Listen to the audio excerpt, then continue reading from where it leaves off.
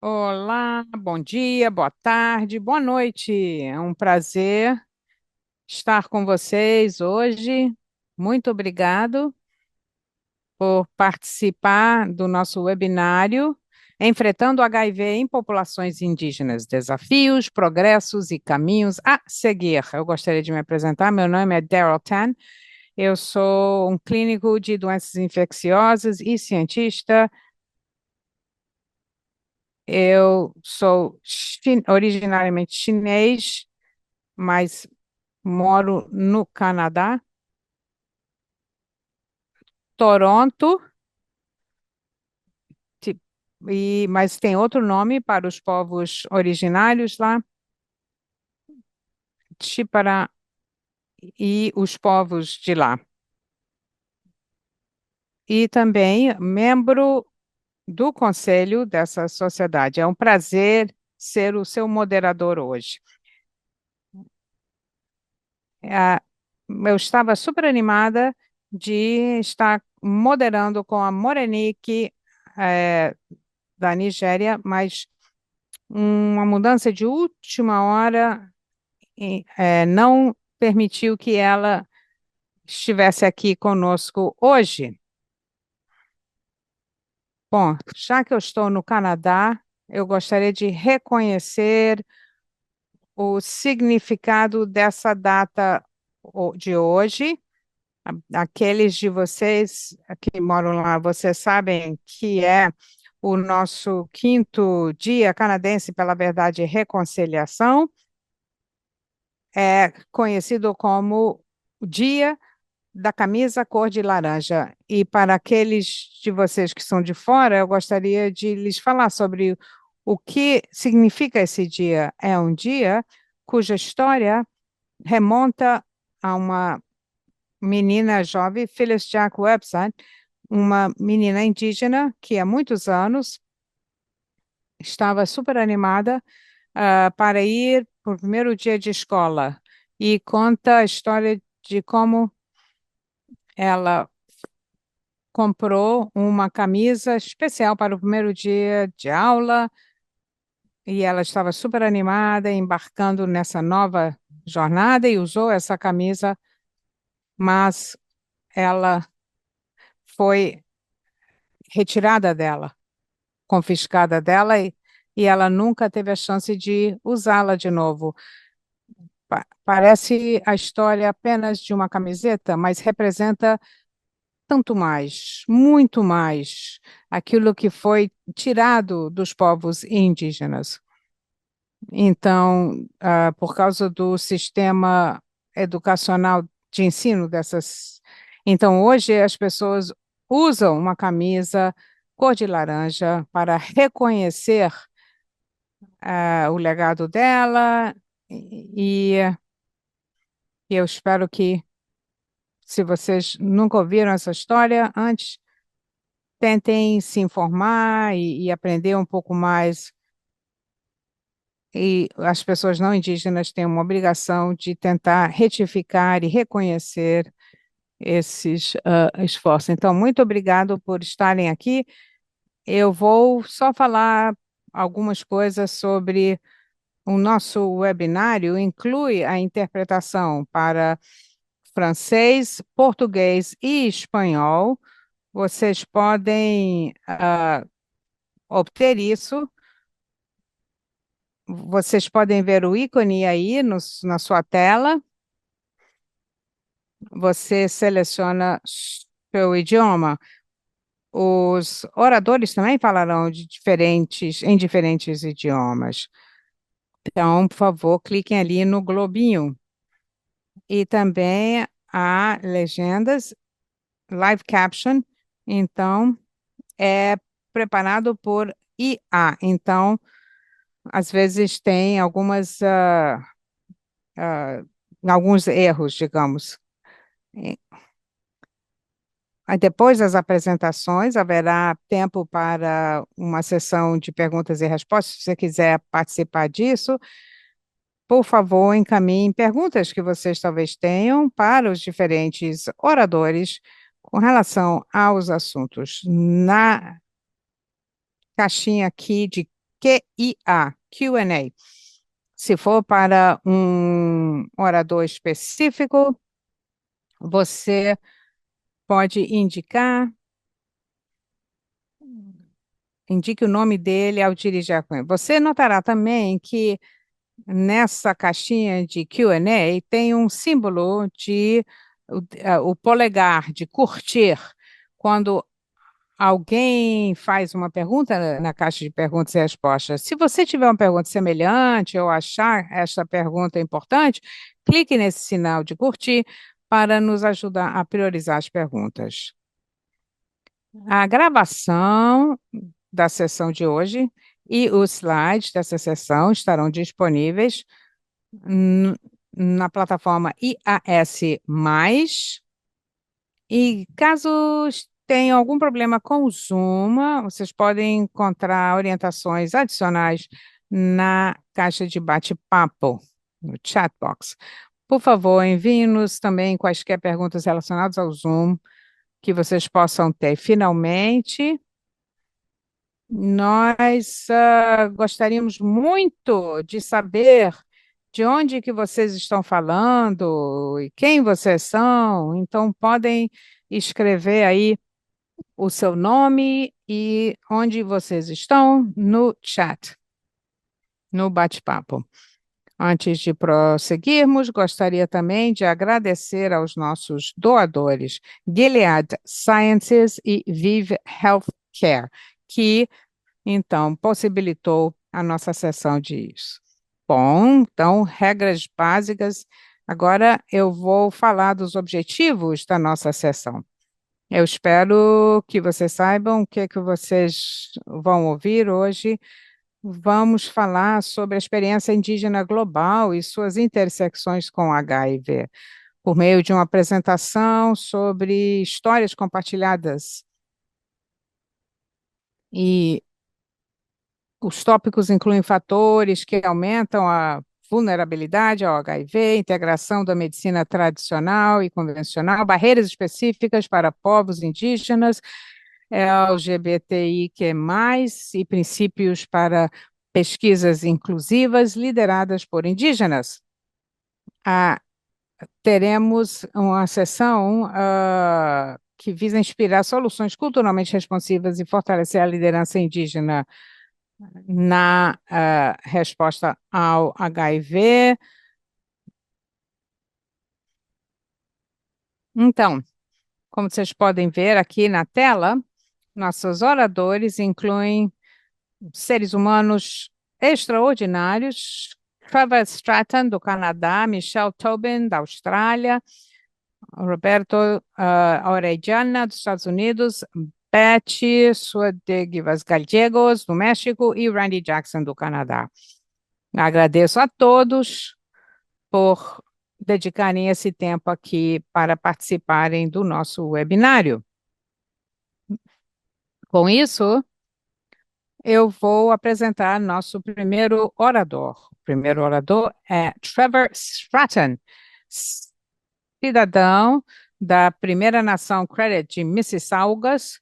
Ele é um gerente de políticas de liderança indígenas no CAN, Comunidades, Alianças e Redes. Trevor, é um prazer tê-lo aqui conosco para falar sobre a experiência indígena global. Obrigado. Eu vou compartilhar minha tela aqui para poder compartilhar meus slides com todos. Meu nome é Trevor Stratton e eu trabalho para CAN, que é Comunidades, Alianças e Redes. Era a Canadian Aboriginal AIDS Network, mas nós passamos de nosso mandato do HIV para outras infecções transmitidas por sangue. Eu sou gestor de políticas na CAN. De 2011 a 2023, eu fui coordenador do grupo de trabalho de HIV e AIDS, representando o CAN. Eu sou cidadã da Primeira Nação Credit Mississauga. Minha mãe nasceu e cresceu nessa comunidade onde eu construí uma casa e é onde eu moro. numa clareira na Floresta Oak. Meu pai foi inglês canadense, identificado como Mississauga a Anishinaabe B. Eu vivo com a HIV desde 1990, 35 anos desde o meu diagnóstico. Eu quero reconhecer a data, o Dia de Verdade e Reconciliação no Canadá, que é um feriado. Estamos trabalhando no feriado, eu e os povos indígenas dessa terra.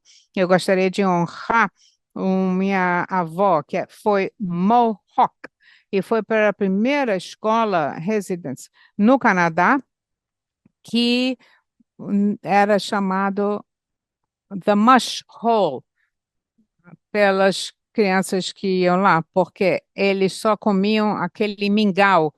Era como a escola do mingau, porque os alunos iam lá, eles só alimentavam as crianças com mingau. Bom, o nosso grupo de trabalho internacional, a primeira questão que discutimos foi como podemos definir os povos indígenas. A gente não tem que definir, isso já foi feito nas Nações Unidas, no Fórum Permanente sobre Questões Indígenas, então a ONU não adota uma definição apenas de povos indígenas, se referem a essa língua aqui que eu vou repetir. Comunidades indígenas, povos e nações são aqueles com a continuidade histórica com pré-invasão, sociedades pré-invasão e pré-coloniais, se desenvolveram nos seus territórios e se consideram diferentes de outros setores da sociedade. Formam atualmente setores não dominantes da sociedade, estão determinados em preservar, desenvolver e transmitir para as gerações futuras seus territórios ancestrais e sua identidade étnica como base de sua existência continuada enquanto um povo e de acordo com suas instituições sociais, seus padrões culturais e seus sistemas de vivência. São algumas das definições. Eu não vou entrar em toda a definição, uma definição muito longa, mas na base individual, uma pessoa indígena é alguém que pertence a uma desses grupos, auto-identificado, e é reconhecido e aceito por essas populações como um membro da mesma, que é aceita. Isso preserva o direito soberano e poder de decidirem quem pertence a eles sem interferência externa. Agora eu vou passar para o slide 2 aqui. Bom, durante 3 décadas, os povos indígenas do mundo todo estiveram nesse caminho em direção a esse grupo de trabalho indígena que foi descontinuado há pouco tempo por falta de financiamento. Antes do EGUA, era como nós chamávamos esse grupo de trabalho, antes de ser formalizado, os grupos indígenas já se reuniam nas conferências de AIDS hospedadas pelo IAS. Em 2005, com a ajuda do governo do Canadá, o CAN fez uma chamada pelos povos indígenas e seus representantes do mundo todo, criando um plano, buscando o engajamento deles na conferência de AIDS seguinte, conhecida como AIDS 2006, em Toronto. Porém, os povos indígenas já estavam engajados antes de nos reunirmos formalmente. Eles participavam das conferências internacionais, inclusive em 1989, que foi o ano antes de eu ser diagnosticado. Uma organização chamada ACT UP e sua contraparte canadense AIDS Action Now e Reaction SIDA organizaram a primeira conferência internacional em Montreal. Antes disso, era um evento apenas para membros, uma oportunidade dos cientistas conversarem com os seus colegas gênios, e eu cito aqui, enquanto passavam os releases de imprensa e artigos científicos as pessoas que tinham AIDS ou eram positivos eram vistos apenas como objetos de estudo. É claro que eles queriam que a sua presença se tornasse mais concreta. E por uma ah, taxa de inscrição de US$ 500, eles podiam fazer isso. Mas em Montreal, eu nunca vou esquecer o grupo de protestantes, manifestantes que entraram no lobby do Palais de Congrès pela primeira vez em 1989, com seus posters e placas na cerimônia de abertura, entrando no hall. E ali pegaram o microfone e declararam que a conferência agora sim estava oficialmente aberta. Os povos indígenas estavam lá. Denise Lambert, que mora em Alberta, estava lá em 1989, assim como outros povos indígenas se manifestando, protestando oficialmente ali no palco. Aqui vemos a nossa ação coletiva ao longo dos anos nas conferências internacionais de AIDS, patrocinadas pela Associação Internacional de AIDS. Podemos ver que desde 2006, 8, 10, e essa lista termina em 2020, mas estivemos presentes também em Montreal em 2002 e em Munique em 2024, na Alemanha. Em 2006, foi lá a primeira vez em que os povos indígenas falaram juntos, publicando a Carta de Toronto, a primeira carta coletiva pública. E aqui temos o logo criado pela primeira vez para a primeira pré-conferência de AIDS e HIV, antes da pré-conferência AIDS 2006, e é claro, realizada em Toronto. É o território do meu povo, os Mississaugas. E ocupamos também um espaço na aldeia global, chamava a Zona de Rede dos Povos Indígenas. Ali tivemos 4 dias de apresentações e interações sobre pesquisa, liderança, comunidade, engajamento comunitário, etc. Estivemos também no México. Essa foi a única da qual eu não participei nos últimos 20 anos. Nessa que eu não estive. Mas os povos indígenas e a zona de povos indígenas teve grande atenção e foi um ponto alto dessa Conferência Internacional de AIDS. Aqui estamos nós em Viena, na AIDS 2010. E não tivemos um espaço na aldeia global, porque na Áustria não tínhamos povos indígenas locais com os quais estabelecemos parcerias para então aumentarem o número, aumentarmos o número de participantes. Ali então focamos em planejamento estratégico, a criação de um plano estratégico global dos povos indígenas e das comunidades indígenas, desde 2011 até 2017. E ali estabelecemos vários objetivos, entre os quais aumentar a visibilidade e impacto, aumentar a inclusão significativa, desenvolvimento de programas, trabalhar pela representação adequada dos povos indígenas e dados epidemiológicos, capacitação e treinamento. E o quinto objetivo era a promoção de abordagens específicas dos indígenas para os determinantes sociais de saúde. E depois, planejamento de sustentabilidade. E parte dessas atividades, no objetivo número 6, tinha a ver com tornar esse grupo internacional uma ONG. Eram metas ambiciosas, como podem ver. Aqui estamos nós, em Washington, na AIDS 2012. Essa é a área de rede dos povos indígenas. Foi a quarta pré-conferência, a quarta vez em que estivemos presentes nessa área de rede dos povos indígenas. Mas as conferências internacionais de AIDS não são o único local onde os povos indígenas se engajam globalmente. Também participamos todos os anos do Fórum Permanente da ONU sobre questões indígenas. Nós estabelecemos eventos paralelos sobre HIV e povos indígenas e fizemos intervenções também. E deixa eu ver, em que ano foi isso aqui? 2002 ou 3? Houve uma intervenção conjunta com a rede de sexual e pedimos um grupo de trabalho sobre saúde sexual e reprodutiva e fizeram isso no dia seguinte. Criaram um fórum sobre saúde sexual e direitos reprodutivos e emitiram um relatório que, anos depois, em 2019, a nossa organização usou para desenvolver um projeto de pesquisa financiado sobre saúde sexual e reprodutiva e direitos relacionados.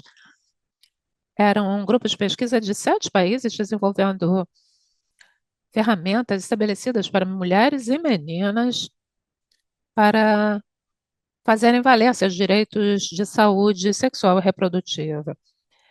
Ficamos muito agradecidos por isso e esperamos um resultado incrível. Também nos envolvemos no programa conjunto da ONU sobre HIV e AIDS. Eu tive um assento em nome da nossa organização, CAN, desde 2016 até 2018.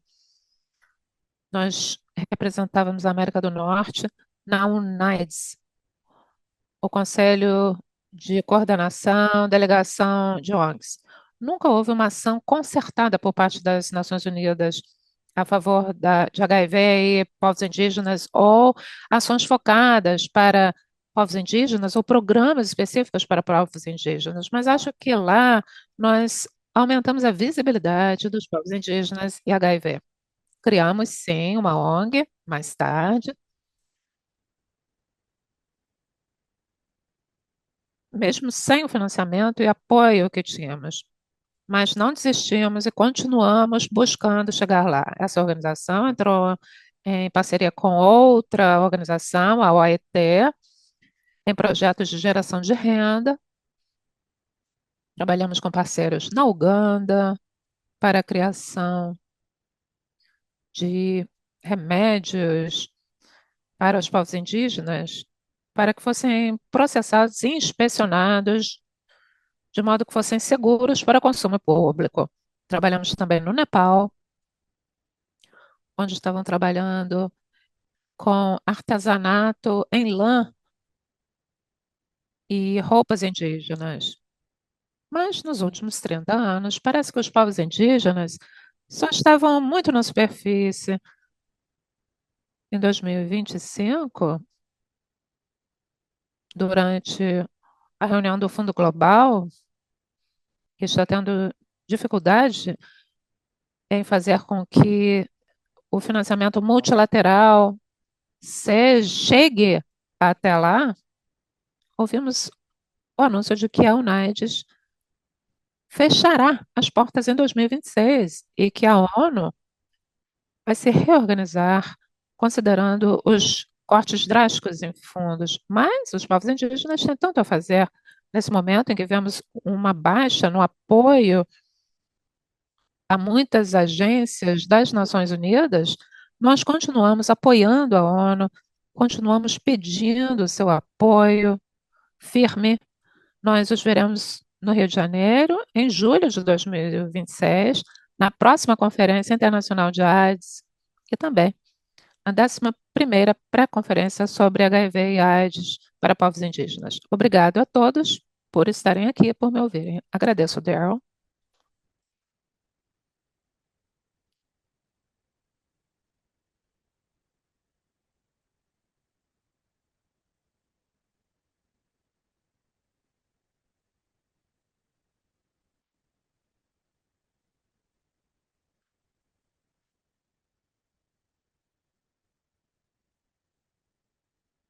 Ao longo dos anos, agradecemos muito sua parceria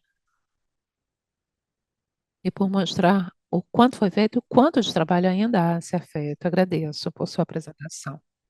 Bom, agora eu vou continuar apresentando o próximo panelista. Temos vários panelistas hoje que vão responder diferentes questões que temos preparadas sobre o tópico de hoje. E o primeiro é Michelle Tobin, que é uma mulher descendente das gerações Owen e se dedica aos aborígenes e às pessoas que vivem com HIV. Michelle, obrigada, muito obrigada por estar aqui conosco hoje. Pode nos contar sobre os desafios atuais enfrentados pelos povos indígenas no mundo todo que aumentam a exposição a HIV/AIDS? Um dos maiores problemas que nós enfrentamos é a falta de comunicação acessível para todos os povos indígenas, principalmente culturalmente apropriado. Vemos que muitos recursos e materiais foram desenvolvidos, sim, ao longo do tempo, mas focando num público não indígena e não em povos indígenas. E tem sido difícil para nós entender e, assim, disseminar para a comunidade amplamente. Quando temos trabalhos, materiais desenvolvidos em áreas não indígenas, funcionam lá e não para nós, em geral, porque o jargão, a linguagem não é apropriado para nós. Além disso, há também a questão do financiamento. Não há financiamento suficiente para que os povos indígenas tenham acesso e assim possam desenvolver seus próprios recursos e material de divulgação. Nas conferências de AIDS e HIV, nos espaços para povos indígenas, conseguimos nos reunir e ali ter um entendimento maior do que está acontecendo ao redor do mundo. Assim, conseguimos trabalhar juntos para utilizar as ferramentas que funcionam em alguns países e que não funcionam tanto em outros. Principalmente quando vemos as mensagens várias, sempre nas conferências IAS, aqui em Brisbane, em 2023,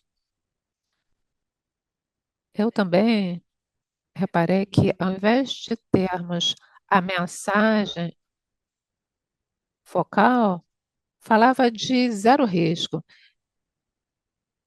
Se você está sendo tratado e não consegue transmitir para mais ninguém, isso quer dizer que é zero risco. É mais fácil traduzir isso. É mais fácil para as comunidades entenderem isso. Outras questões que enfrentamos e que ocorrem também ao redor do mundo é acesso a especialistas para lidarem com HIV. Especialistas que entendam quando dizemos que há outros especialistas que lidam com outros problemas complexos devido ao envelhecimento, por exemplo. E há muitas outras questões de saúde acontecendo. Então, estamos nos certificando que vamos conversar, ter essa conversa sobre o que está sendo conversado com os clínicos gerais, os médicos de família, para entenderem melhor infecções e interações entre o que está acontecendo com os medicamentos para HIV e outros medicamentos, como, por exemplo, corticoide e inalatórios e tal. Eu não percebi, então certificar-se que essas conversas aconteçam. Poucas pessoas conseguem ter essa conversa com os especialistas e com seus clínicos gerais. E é aí que entra o atendimento focado no paciente. Os profissionais de saúde precisam entender o que está acontecendo com os corpos. Nós sabemos quando o tratamento não está dando certo e quando há efeitos colaterais graves, mas temos que ter certeza que eles estão sendo ouvidos por nós e pelos prestadores de serviço de saúde. No que diz respeito ao acesso aos nossos profissionais de saúde, eu sei que aqui na Austrália há uma grande escassez de clínicos gerais locais. Então, pode levar até um mês para você ter acesso a um profissional de saúde. E para muitos, ou se aposentaram, ou estão fazendo outra coisa, e isso tem sido um ônus para a gente. E eu imagino que isso esteja acontecendo no mundo inteiro, quando não temos acesso a um especialista, em HIV, a gente se pergunta o que que vai acontecer e como é que teremos acesso.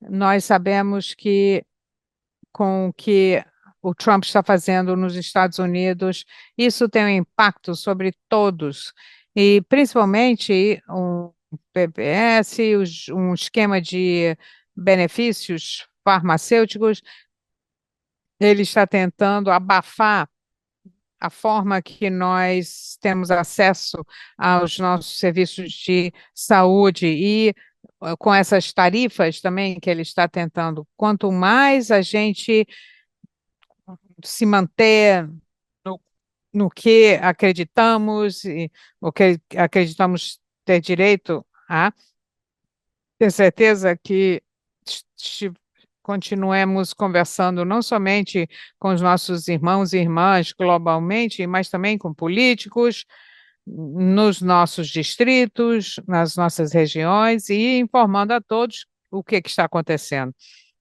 Já tivemos conversas e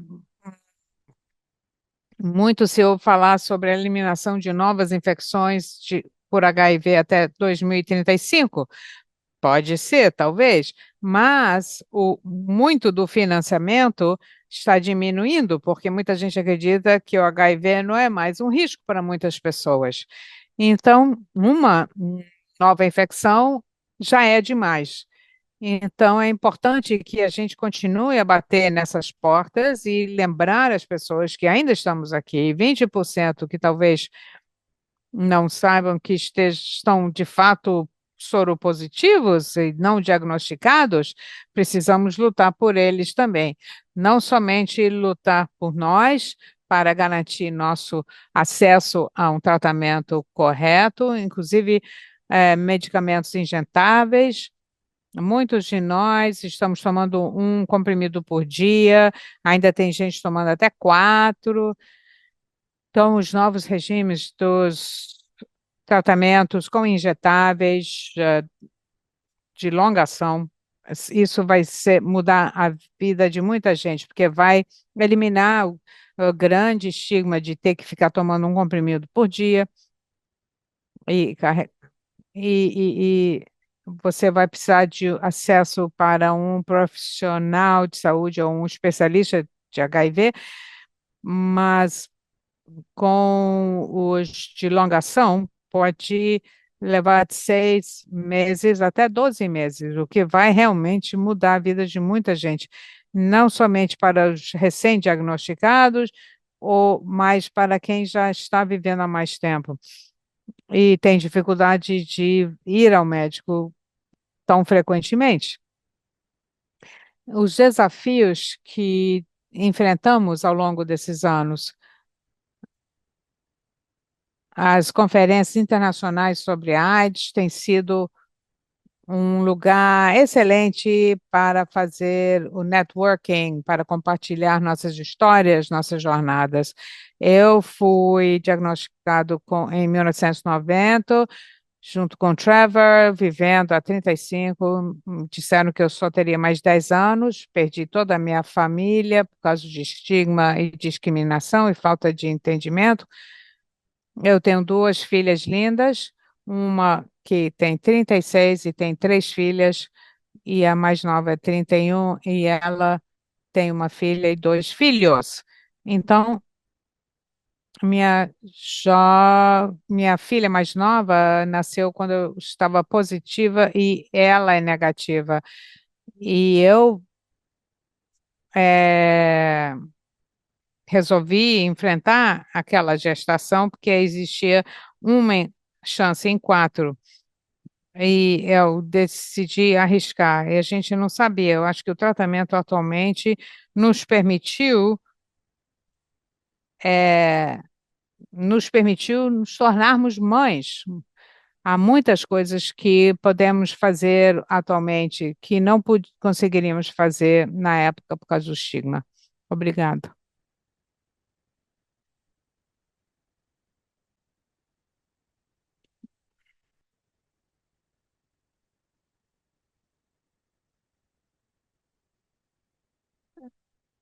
E como a importância da linguagem tem um papel tão importante.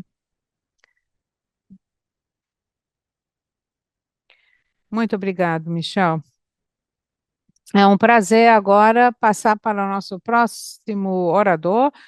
Eu gostaria de convidar Roberto Orellana. Ele nasceu e foi criado na Guatemala, professor de assistência social. Uhum. E ele estava falando sobre a adaptação cultural e sabemos que há diferentes entendimentos e abordagens. Eu quero perguntar para você como é que os sistemas tradicionais de conhecimento e a medicina convencional podem ser combinadas e como é que poderiam conviver. Obrigado, Darrell. Obrigado a todos por estarem aqui. É uma honra poder compartilhar esse tempo, esse espaço com todos vocês. Eu acho que o que a Michelle estava dizendo é muito importante para esse próximo. Eu gostaria de lembrar a todos que temos aproximadamente 500 milhões de pessoas indígenas no mundo inteiro, Europa, Américas, África, Ásia, e compartilhamos algumas histórias de colonização nas últimas séculos, de 500 até 600 milhões, ainda estamos por aqui e sobrevivemos a essa história. E todas essas populações ao longo da história têm alguma forma de medicina, de atendimento de saúde. Então, tem sistemas antigos ou algo mágico que acontece com alguns grupos indígenas? Não, nós somos uma grande parte da humanidade no mundo que conseguiu criar sistemas de cura, de tratamento, de cuidar de nossas famílias e assim resistimos e sobrevivemos. Então, o conhecimento indígena de cura, de tratamento, já existe há muito tempo em muitas comunidades indígenas no mundo inteiro. Há alguns anos, alguns séculos, essa ideia que agora temos a medicina moderna e é ótimo também. Já falamos sobre isso, alguns dos novos antirretrovirais e os injetáveis. Ótimo, maravilha. Nós humanos criamos isso. Então, a ideia de combinar sistemas diferentes de cuidado e de cura, de tratamento, parece ser a coisa mais lógica. Mas como é que podemos fazer? E por que que é tão difícil? Visitar comunidades indígenas para ver como é implementado. Muitos locais ainda trabalham com os curandeiros originários para atendimento à saúde materna, infantil e nós, nessas comunidades, combinamos com a medicina moderna e precisamos, se a gente tiver que tomar ibuprofeno, a gente toma ibuprofeno, assim como continuamos tomando nossas plantas e nosso. Então, quando vemos HIV, temos tratamentos excelentes antirretrovirais, mas há uma barreira para acessá-los. Existe o estigma, racismo e muitas barreiras no nosso sistema. E nas comunidades indígenas, nosso sistema de saúde é mais holístico, vai além do indivíduo, tem a ver com a comunidade e a terra onde vivemos. Não somente para os povos indígenas, mas se toda a sociedade trabalhasse em conjunto, quantas pessoas nessa, nesse webinário sabemos quantas pessoas fazem acupuntura? Estamos acostumados, então há, enfim, inúmeras formas indígenas e antigas que podemos trazer para o sistema médico de tratamento. Se todo mundo se esforçasse para essas alianças de conhecimento, eh, formas de tratamento e cura, toda a sociedade se beneficiaria, além das comunidades indígenas. Então, eu acho que no nosso trabalho com os povos indígenas e comunidades indígenas no mundo inteiro, e continuamos a ver que as principais barreiras é o estigma e a discriminação que as pessoas sofrem. E nós, os curandeiros tradicionais, e nós trazemos para o tratamento do HIV, reduzimos essa discriminação para os povos indígenas e outras populações, reduzindo as barreiras, as pessoas teriam mais acesso a esses medicamentos que salvam vidas. Então, eu clamo a todos, peço que todos pensem nas diversas maneiras que já estão implementando formas antigas e tradicionais em suas próprias práticas, a forma que comem, que se exercitam. Não é nada muito complexo, não é um conceito tão difícil conseguir entender isso e fazer essas alianças em nossas vidas.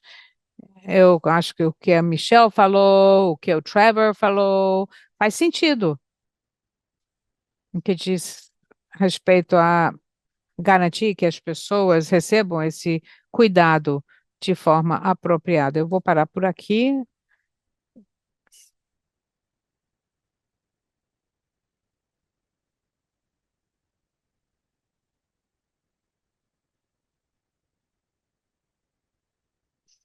E agora gostaria de convidar a próxima oradora, Beth Sua de Gives Gallegos, que é pertencente à comunidade de diversidade sexual ancestral MUXE, Trans, em Zapoteca, México. Ela é secretária da Coalizão de Povos Indígenas da América Latina e Caribe. Um prazer tê-la aqui conosco. Será que você pode nos falar quais são alguns dos desafios únicos e específicos que membros da comunidade LGBTIQ+, das comunidades indígenas, enfrentam em relação ao HIV e que estratégias podem efetivamente tratar delas? Oi, bom dia, boa tarde, boa noite. Eu sou de Perocaca, México. Temos três barreiras principais que temos que abordar, falando de povos indígenas e comunidade de diversidade sexual, ancestral e cultural. A barreira cultural, a colonização imposta, a homofobia, mas as nossas culturas tinham outras cosmovisões. O conceito ocidental, com as siglas LGBTQIA+, é diferente do uso das palavras ancestrais com as quais nos identificamos nas nossas comunidades. Ao longo e em toda a América Latina, a perda das cosmovisões tradicionais em relação à diversidade sexual e identidade de expressão de gênero, como o que acontece no Chile, no Panamá, os povos do Canadá, as muxes do México, essas cosmovisões que antes abraçavam a diversidade ancestral, agora deu espaço à discriminação dentro das nossas comunidades, gerando conflitos entre identidade sexual e cultural, pressões familiares e comunitárias e o risco de expulsão, dando espaço à migração forçada, cheia de racismo, discriminação racial, homofobia, lesbofobia, transfobia e vulnerabilidade ao HIV. O reconhecimento e perda de terra e territórios dos nossos povos indígenas influiu muito nesses casos. As barreiras estruturais, a falta de serviços de saúde culturalmente pertinentes, pessoal de saúde sem especialização, o LGBTQIA+, e muito menos atenção à população com diversidade cultural Falta informação pertinente sobre HIV em materiais, imateriais e insumo nas línguas indígenas. A localização das nossas comunidades e a localização das clínicas especializadas, quando estas existem, deixam a desejar, deixando muitos sem tratamento, devido à pobreza e falta de recursos econômicos para ter acesso a esses serviços. Porém, nesse caos, vemos nós, líderes comunitários, surgimos como uma forma de resistência tradicional. Realizamos o trabalho de campo, um trabalho que as agências internacionais não veem e também não nos apoiam nesse trabalho social de prevenção do HIV. As barreiras institucionais, a vulnerabilidade aumenta nas comunidades indígenas devido à discriminação por orientação, identidade e expressão de gênero. E a marginalização, além disso, por ser indígena, discriminação nos serviços de saúde, falta de políticas públicas com foco multissetorial, a invisibilização em estudos epidemiológicos e científicos que considerem os povos indígenas também. A falta de documentação e dados de identidade que reflitam a identidade de gênero, mostrando que não é só um problema de saúde, e sim também um problema de direitos humanos. As soluções e abordagens, quais são? O que podemos esperar? Recuperar e visibilizar tradições indígenas de aceitação da diversidade de gênero, localização e capacitação de líderes indígenas e comunitários, o LGBTQIA+, como agentes de mudança, usar a educação comunitária com foco nos direitos humanos em cada um dos idiomas indígenas, melhorar os serviços de saúde, capacitação intercultural e de diversidade sexual para o pessoal de saúde também é fundamental. Usar intérpretes e materiais nos idiomas indígenas, serviços amigáveis e sem discriminação racial, com foco em direitos humanos.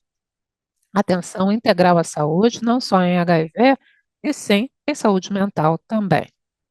O nível de políticas públicas, com foco multissetorial em todas as políticas públicas de HIV, usando dados desagregados, a participação de pessoas LGBTQIA+, em programas dirigidos especificamente para populações com diversidade ancestral, cultural, com foco específico nessa população. Não podemos transformar o HIV, combater o HIV sem lidar com todas as formas de discriminação racial.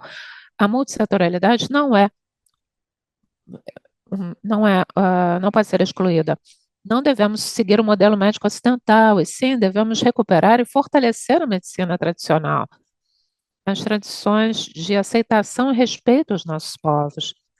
Não podemos ter ações sem lidar com a violência contra os povos indígenas. Somos línguas ativas e a cultura dominante nos silencia, e o silêncio causa a morte, como no caso dos nossos irmãos no sul da América, na Venezuela, no Peru, na Bolívia e no Brasil, na fronteira com o Paraguai, onde há povos indígenas em risco de extinção a causa da AIDS. As soluções devem ser construídas junto com as comunidades indígenas. Não devemos construí-las para eles. O que o mundo fez com os povos indígenas? Por que nos deixaram de fora por 40 anos na luta contra o HIV, AIDS?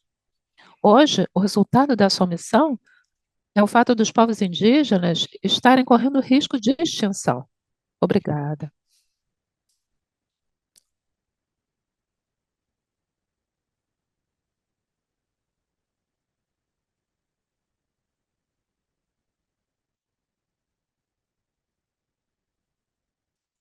Obrigada por trazer paixão ao nosso painel hoje.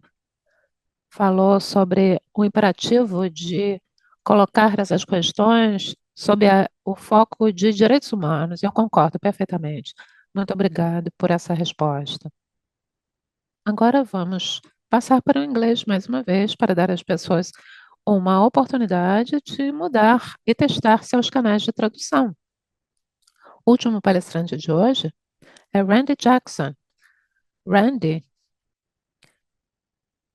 é de Kendall Point, é professor associado na Escola de Trabalho Social e em Ciências Sociais na Universidade do Canadá. Randy, a pergunta que queremos fazer é: nos fale das melhores práticas, o que pode ser usado para garantir uma integração significativa dos povos indígenas no combate ao HIV/AIDS? Por que é importante focar os povos indígenas nos círculos acadêmicos, jornais científicos e artigos? Bom, as melhores práticas, eu começaria, ao invés disso, retornando um pouquinho, porque isso me sugere que nós estávamos buscando melhores práticas em termos de integração dos povos indígenas na pesquisa em geral, não é? A integração nesse sistema não quer dizer inclusão.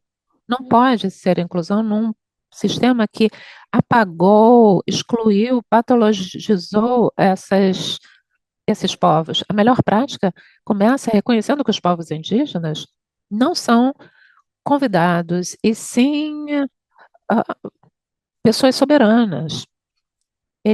Nós devemos tê-los caminhando ao nosso lado nessa ideia de responsabilidade relacional. Em contexto indígena, a sabedoria indígena não é um bem a ser extraído, é algo relacional. Vive em histórias, cerimônias e no próprio território. Então, conduzir pesquisa com povos indígenas exige um compromisso para com essa relação com os ancestrais que trouxeram a sabedoria, as comunidades que mantêm esse conhecimento no presente e as gerações futuras que herdarão esses ensinamentos. Por isso, as melhores práticas exigem respeito pelo protocolo indígena, reciprocidade, responsabilidade e soberania dos dados indígenas. Porém, igualmente importante, essa é uma ideia que foi explorada recentemente, essa ideia de recusa. A recusa não é uma rejeição, e sim uma afirmativa de soberania. Existe a lógica colonial de que todo o conhecimento deve ficar à disposição do consumo acadêmico. Algumas vezes a recusa quer dizer que uma comunidade decide que essa pergunta não merece resposta. Isso quer dizer que pode ser um conhecimento sagrado que permanece numa cerimônia que não pertence a apresentações em congressos. Honrar essa recusa significa honrar a soberania indígena e a proteção daquilo que deve permanecer inteiro. Então, na pesquisa sobre HIV, os povos indígenas são mostrados sob lente de déficit, doença e risco.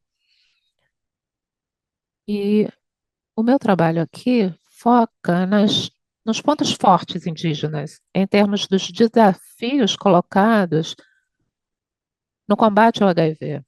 E eu acredito, sim, que o trabalho que estamos fazendo nesse centro de pesquisa é sobre pesquisa que se recusa a ver os corpos como quebrados. Tudo tem a ver não com risco, e sim com a nossa soberania, nossos interesses e nosso crescimento. No centro, desenvolvemos essa estrutura teórica que é chamada futurismo sexual indígena, que olha para o passado em termos de melhores práticas, comunidades, como a sexualidade é sagrada para nós. E trazemos essa sabedoria para o presente, transformando como entendemos a saúde sexual e as comunidades hoje. E jogamos isso para frente, imaginando um futuro onde a sexualidade indígena estará livre do estigma colonial, onde nossos remédios serão reconhecidos e nosso espírito estará no centro dessas nações que crescem e florescem. As terras, o território, não tem a ver com supressão viral apenas, etc. Nós temos que falar de continuidade cultural também. Por isso, eu acredito que pesquisa liderada pelos indígenas tem que ser considerada no meio acadêmico. Roberto também trouxe isso antes, porque transforma o que é considerado como conhecimento. Um professor indígena pode nos mostrar que a pesquisa não é só algo analítico, e sim algo relacional também, né? Sempre tem a ver com a descoberta, e sim também e sempre tem a ver com responsabilidade. Questiona as lógicas colonialistas que definiram há muito tempo a academia, insistindo em novos horizontes, onde a sabedoria poderá dar vida e dar apoio a futuros de crescimento. Então, tudo tem a ver com uma questão de justiça. Durante muito tempo, as vozes indígenas foram excluídas, marginalizadas. Ouvimos algumas histórias sobre isso hoje, nesses espaços acadêmicos. Então, elevando o conhecimento indígena a esse nível, enriquecerá o discurso acadêmico com perspectivas globais em escopo e muito transformadoras em seu método.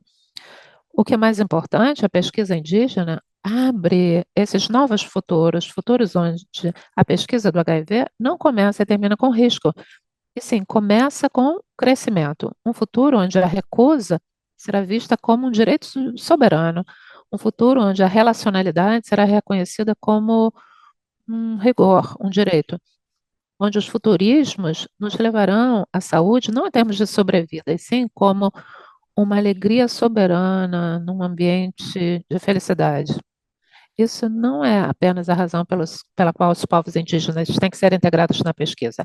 É por isso que os povos indígenas devem liderar a pesquisa. É por isso que a academia, os, as revistas científicas não devem só retratar povos indígenas, e sim permitir que eles transformem a própria pesquisa em si. Obrigado.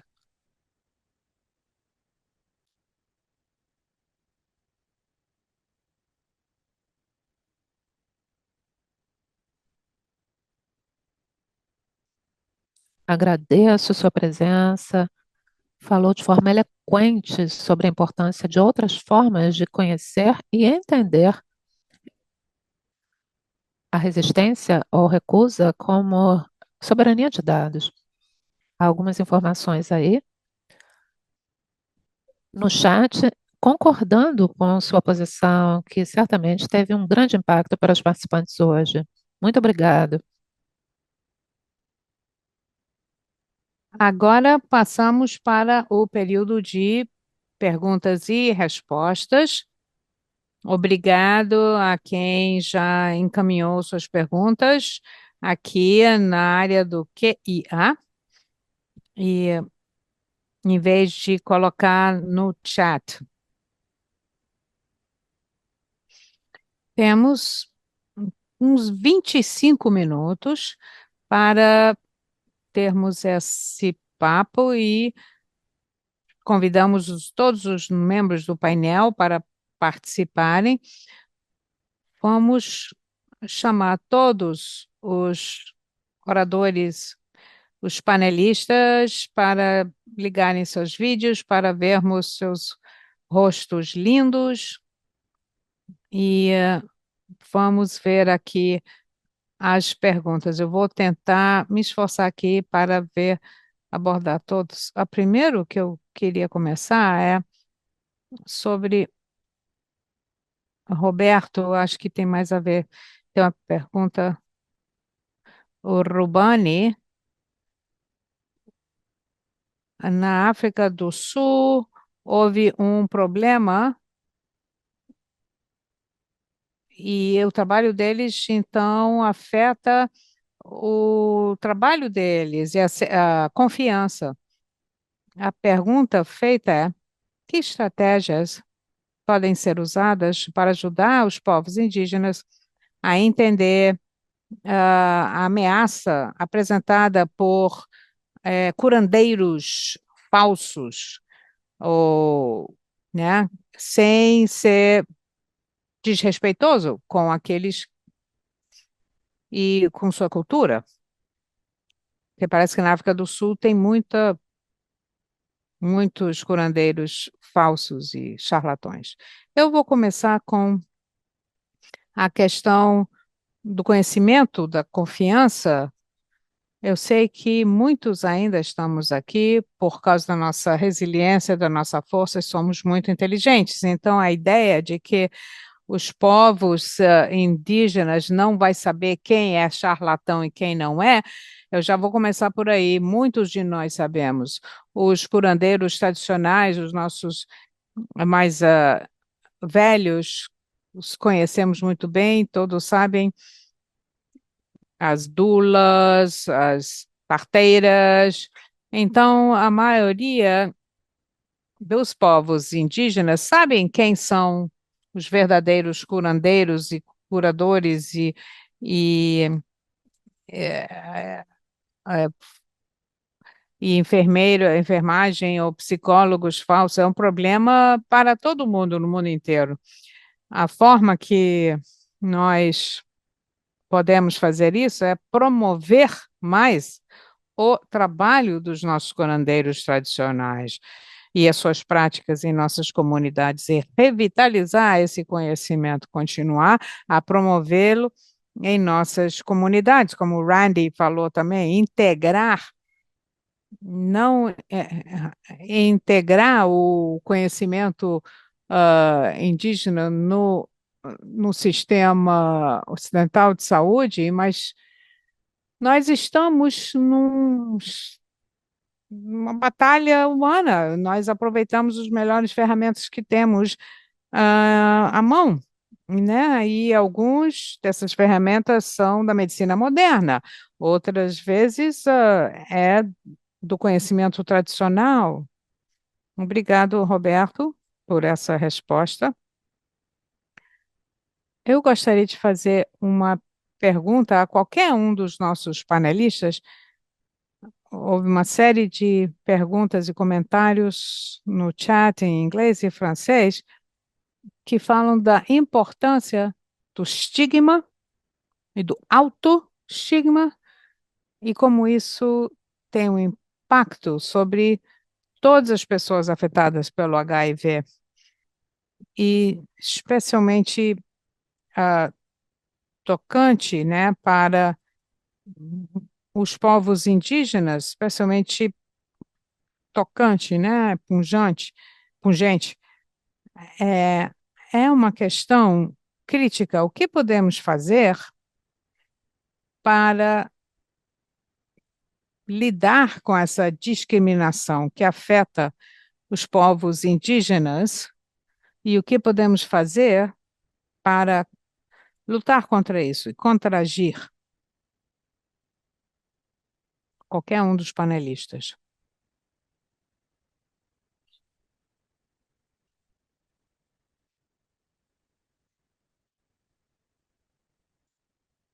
Eu só ia dizer, o autoestigma é algo que muitos de nós fazemos com nós mesmos, e muito grande parte disso vem da sociedade, da forma que somos percebidos, e também nós nos preocupamos tanto com o que os outros pensam, principalmente as famílias, queremos criar filhos, queremos ter companheiros, parceiros ou parceiras carinhosos, mesmo que sejam negativos. Eu perdi muitos amigos porque me aceitaram, mas não aceitam quando fala sobre isso em mídia social. E eu vos pergunto, por que que você não quer postar o material que eu tenho mandado? Porque eles se preocupam com o que os amigos deles pensariam dele. Então, tentar realmente transmitir essa mensagem do fato de que não vamos transmitir o vírus, porque estamos em tratamento e continuamos a fazer nosso tratamento, que é muito importante, uma mensagem importante para transmitirmos para outras pessoas. A maneira que as outras pessoas nos tratam, isso nos, então, nos ajuda a ter esse autoestigma. Eu acho que a gente tem que ser gentil com nós mesmos. Nós somos como todo mundo, não somos como no passado, nos anos 80 e 90, a maioria das pessoas com HIV se escondiam, tinham perdido muito peso, problemas com mobilidade, não tinham acesso aos tratamentos mais modernos, então muitos colegas e parceiros morriam precocemente. Então havia esse ônus do viver com HIV. No entanto, cá estamos nós, 35 anos depois, ao passo que alguns dos nossos parceiros morreram em 4 anos. Então, a gente tem que mudar a nossa mentalidade sobre tomando comprimido e carregando um comprimido e para eliminar esse estigma e a discriminação. Eu gostaria de rapidamente, vocês se lembram que o HIV não, o vírus não vê cor e não vê nada. E o tratamento antirretroviral, a medicina muito boa que temos, também não discrimina. É a medicina. Então, quem é que cria o estigma? Quem é que cria a discriminação? Não é o HIV nem o medicamento. Então, por que que as pessoas não vão à clínica? Porque quando vão à clínica para receber esse tratamento que salva a vida, são tratados mal. O que que você está fazendo aqui? Então, o estigma por ser indígenas, por ser pobre, por ser indígena, por ser, enfim, é, são as pessoas na sociedade que criam isso. Se nós ah, trouxermos agora formas tradicionais de tratamento e cura que nos conhecem, como que esse serviço de saúde vai ser oferecido a você, que lhe conhece desde que você é criança, conhece sua família. Então, uma maneira que podemos fazer é, agora que temos medicamentos, teste para HIV, podemos trazer para a comunidade e podemos, não precisamos ir para a clínica moderna lá na cidade. A gente pode prestar esse serviço na comunidade. Em Guatemala, há milhares de curandeiros tradicionais. Eles podem ter uma caixinha para teste de HIV e uma caixinha com o medicamento. E a gente elimina o racismo e o estigma que eles, de outra forma, sofreriam se tivessem que ir para a cidade, enfim. Vamos botar um nome nisso, vamos identificar quem é que faz a discriminação, quem cria o estigma. Trevor, você ia dizer uma coisa? É uma excelente forma de apresentar essa questão. É uma pandemia, gente. O HIV é uma pandemia. Já tem o estigma. Ai, meu Deus, eles estão tentando colocar vírus em nosso corpo, estão tentando botar todo mundo no mesmo saco. Eu não sou ovelha, eu sou independente, e todo esse estigma. Mas também esses vírus, essas pandemias, eles seguem o caminho da menor resistência. Então, eles discriminam. Há comunidades que já são marginalizadas, são os caminhos mais fáceis de transmissão. Vamos falar sobre povos indígenas, então, nós tendemos a nos encontrarmos às margens da sociedade, não temos acesso aos nossos próprios sistemas de saúde, profissionais do sexo, usuários de drogas, homens que fazem sexo com homens, é, pessoas que estão presas, e então há uma multiplicidade de intersecções que simplesmente aumenta a vulnerabilidade. E no que o Roberto disse, os povos indígenas são as melhores pessoas para poder prestar serviços para povos indígenas. Então, e trabalhar com pessoas que usam drogas. Então, os profissionais de saúde são as melhores pessoas para poder trabalhar e atender e ajudar aos profissionais de saúde, do sexo, porque conhecem como pensam, conhecem seus valores, conhecem. Então, é isso que eu quero dizer por pares. Quando a gente engaja os pares, pessoas como a gente, é nesse momento que a gente se sente seguro. Acho que só generalizando o que o Roberto falou. Randy, eu não ouço frequentemente como o estigma é um produto do sistema colonial e nós, enquanto povos indígenas, sabemos muito bem disso, porque nós sobrevivemos 500 anos de colonialismo. O mundo não está nem um pouco interessado em como nós fizemos isso. Então, no contexto do estigma, os povos indígenas que vivem com HIV também se deparam com isso e resistem também. Estão resistindo, remoldando o HIV como dignidade e soberania, defender liderança clara e também ressignificando o estigma não em volta de HIV, mas sexualidade, diversidade de gênero. E eu acho que é importante que examinemos também a maneira como os povos indígenas vivendo com HIV resistem a esse estigma. Não é apenas através da educação, mas também através da soberania, do cuidado coletivo e também baseado numa estrutura baseada na força que transmite a ideia. Não somos definidos pelo nosso estado de HIV, somos definidos por nossas forças, nossas culturas e nossa habilidade de ter ah, futuros prósperos. É, Beth, você queria falar alguma coisa?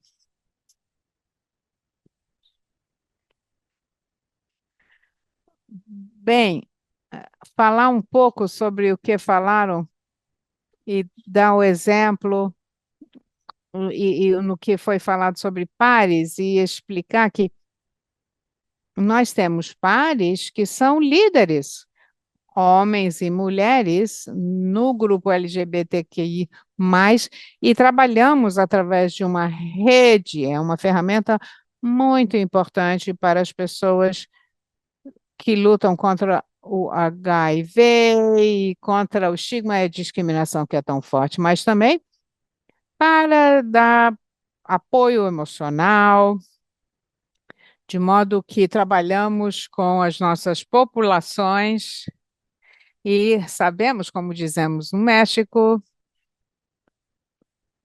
conhecemos as ferramentas que temos para trabalhar melhor.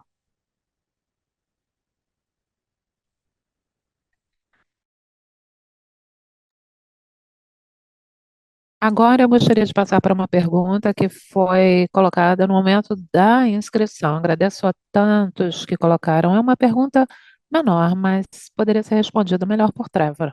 A pergunta é: existe uma rede internacional que reúna ativistas, pesquisadores e povos indígenas que vivem com HIV no mundo todo? Você falou um pouquinho sobre isso.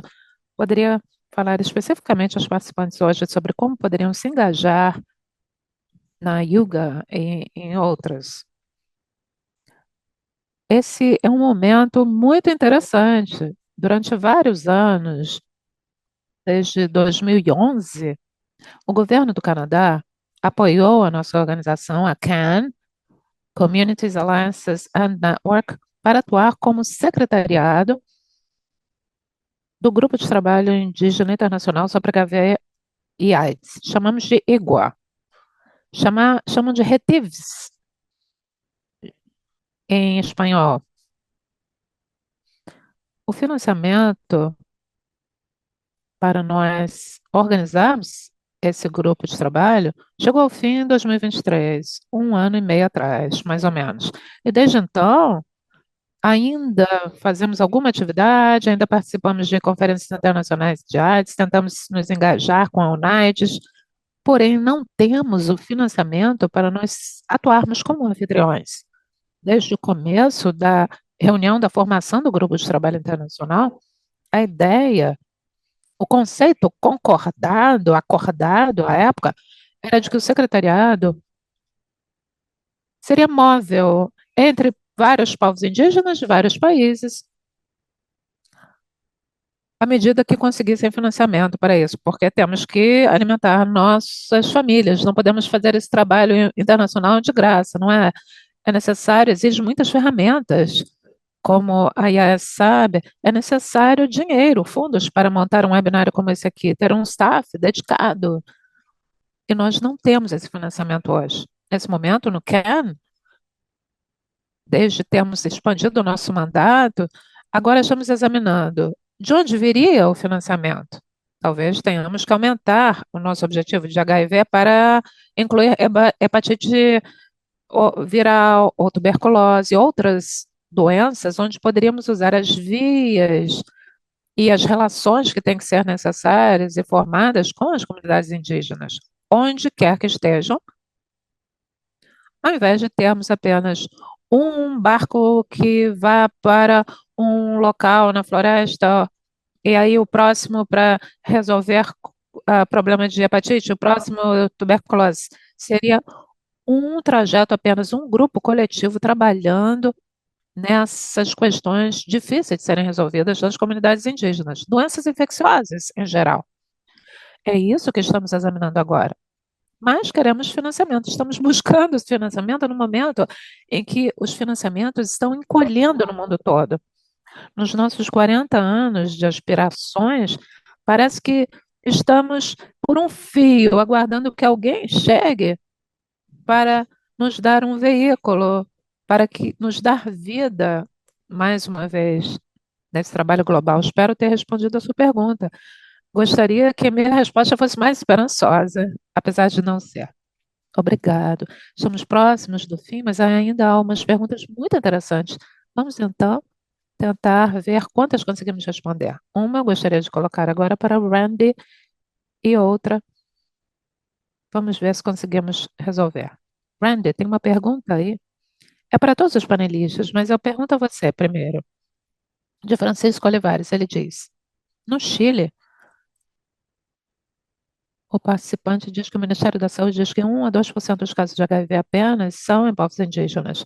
Isso deve-se à subnotificação nos centros de saúde e falta de dados epidemiológicos corretos, o que dificulta dar uma resposta informada à epidemia do HIV nos povos indígenas. Fala também de outros métodos de obtenção de informações, dá um exemplo do Chile, um antropólogo local e seu trabalho, mas a pergunta mais amplamente é o que podemos fazer com relação a esse racismo na epidemiologia, Randy? O que podemos fazer? Olha, essa é uma pergunta enorme, com uma resposta não muito fácil. Isso porque, em última instância, o que conta é o que importa para as pessoas. E se você não entra no sistema de supervisão e vigilância, você claramente não conta. Você não importa para os legisladores que precisam dessa informação para projetarem e entregarem serviços. E toda uma gama de coisas que exigem melhores sistemas de vigilância. Fazer o trabalho sozinho não é possível. Temos que continuar fazendo pressão para aqueles que estão em cargos de poder e de decisão, dizendo que sim, que importa para muitas pessoas a saúde dos povos indígenas. E não deveríamos simplesmente olhar para o outro lado porque é difícil de implementar ou porque é caro. Não são respostas razoáveis dizer isso. Não em 2025. E eu termino por aqui. Gostaria de continuar, se possível, como com muitas outras coisas. Muitas vezes temos que arregaçar as mangas e fazer sozinhos. Não podemos aguardar nada. Cabe às secretarias locais, aos ministérios locais, nacionais, nós desse grupo aqui fizemos muitas pesquisas epidemiológicas na Guatemala, Peru, em outros locais das Américas, para obtermos nós mesmos dados epidemiológicos que estão à disposição, aliás, se alguém estiver interessado. Mas, como trata-se de um webinário IAS, a conferência está chegando Eu gostaria de instá-los a todos na sociedade, todos os presentes aqui também. Enviem seus abstracts, suas apresentações para a conferência. A última conferência foi em Peru. Foram 3, 4 dias no Peru. Peru é um país onde 50% da população é indígena. 40 é pouco, mas enfim, quase 50. E houve 2 apresentações em 4 dias. Como pode ser assim?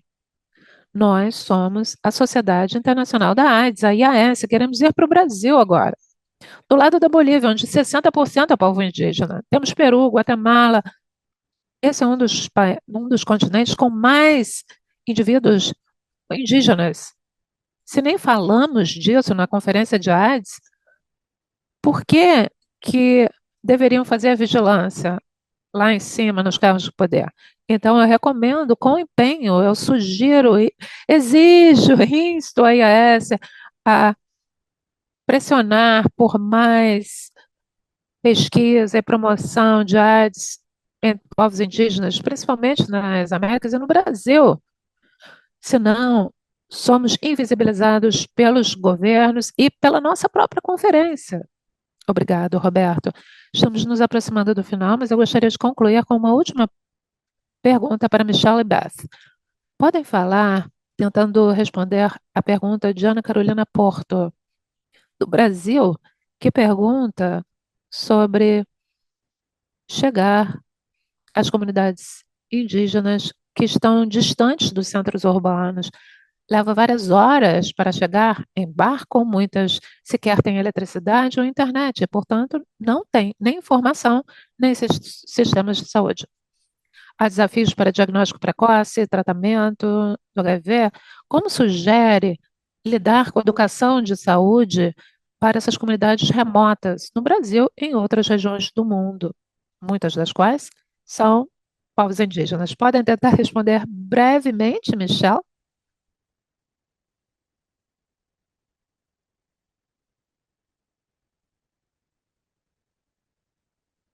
Uma das coisas mais fáceis que poderemos fazer em comunidades remotas é tentar localizar os líderes e lideranças comunitárias, treinando, capacitando para que possam realizar um trabalho dentro das populações.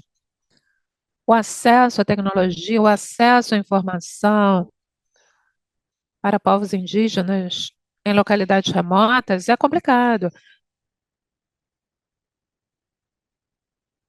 mas é muito mais difícil realizar quando não se usa a linguagem apropriada com essas populações. Temos que levar em consideração a cosmovisão dos povos indígenas, usando o idioma correto para cada povo indígena. A língua que fale, para que possamos informar adequadamente. A informação tem que ser fornecida corretamente no idioma natal, na língua mãe de cada povo.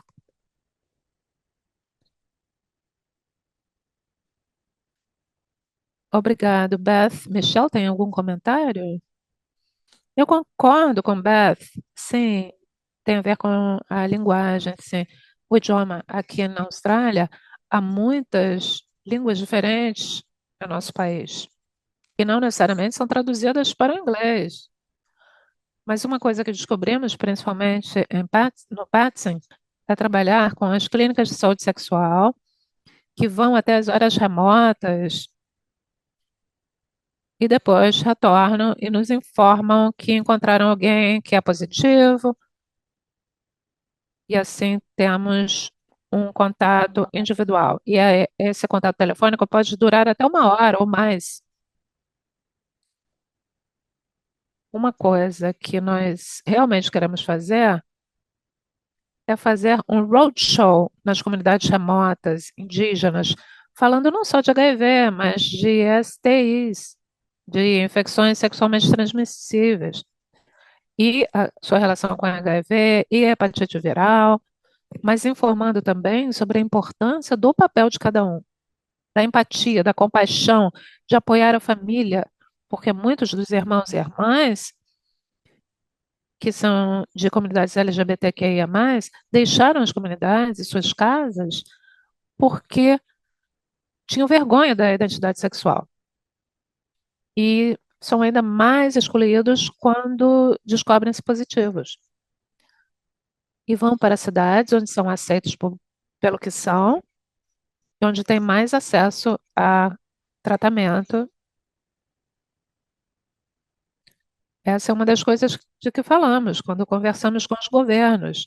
É importante dizer que HIV está afetando todas as comunidades, não só a comunidade gay, de brancos, está atingindo as comunidades remotas também.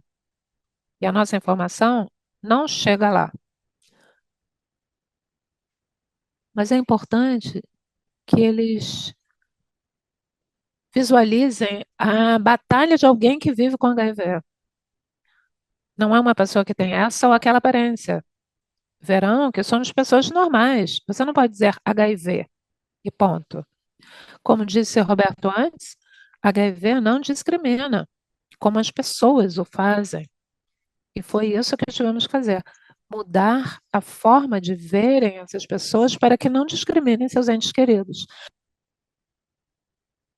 Quando alguém faz um comentário ofensivo com relação a HIV/AIDS, então nós vamos lá e explicamos para eles que não é assim que se fala sobre o tema. E explicamos qual é a forma correta. Mesmo crianças falam sobre isso. Quando veem que alguém está fazendo um comentário fora de contexto, inadequado, aprendem a corrigir. Ok, obrigado, Michelle, por esses comentários finais. Eu sinto muito a todos. Houve muitas perguntas interessantes, mas não tivemos tempo, infelizmente, de incorporarmos a sessão de hoje. Sinta-se à vontade para continuar compartilhando suas ideias nas sessões futuras da IAS e também sobre como deveríamos e poderíamos melhorar. Agora, gostaria de agradecer muitíssimo todos os palestrantes e participantes. Foram apresentações excelentes. Muitíssimo obrigado a todos os palestrantes. Gostaria de agradecer também a todos os intérpretes. Foi ótimo aumentar a acessibilidade a todos através desse mecanismo e a todos os participantes. Sem vocês, não haveria o webinário. Agradecemos a todos.